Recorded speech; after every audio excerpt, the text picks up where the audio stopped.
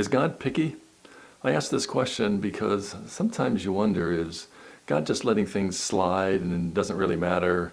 And especially today, they're in this dispensation of grace, that you don't see him punishing people for sin, terrible sin that is being committed. And you even see evil people prosper. But I'd like to point us to the book of Malachi, where we can consider that God, I think he is a little bit picky on, I use the word picky, but maybe we should use, is the Lord strict and, requires certain things to be done a certain way. Maybe that's the way I'm defining picky. So let's look at Malachi chapter 1. He starts off in verse 2 and he says, I have loved you, saith the Lord. He's talking about Israel. Malachi 1, 7 and 8 says, Ye offer polluted bread upon my altar, and ye say, Wherein have we polluted thee? In that ye say, The table of the Lord is contemptible.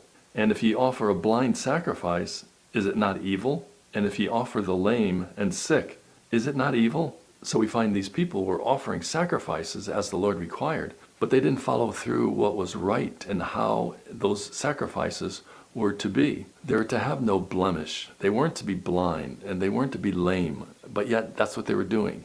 And the verse in Deuteronomy tells us that the instructions of the law for them. They were doing it like what Jesus said in the Pharisees, is that they should, people that he was talking to, says, go and do what they say, but don't do what they do, because their heart is far from what was right and what was true as far as God's instructions to them.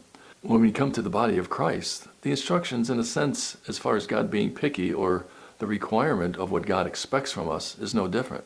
But it's still being under grace and not being under a performance-based system as Israel was. Paul puts it this way, Wherefore come out from among them and be ye separate, saith the Lord, and touch not the unclean thing, and I will receive you.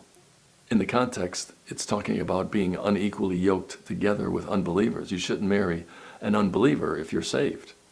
And in Titus 2, 11 and 12, it tells us to deny ungodliness and worldly lusts, but that we should live soberly and righteously and godly in this world.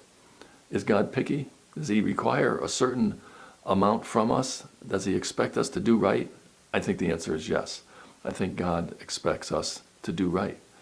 So because God is not zapping us for our sin, because we're in grace, don't consider it that he's not picky. He wants us to live a right life. Thanks for your time. You have a good day.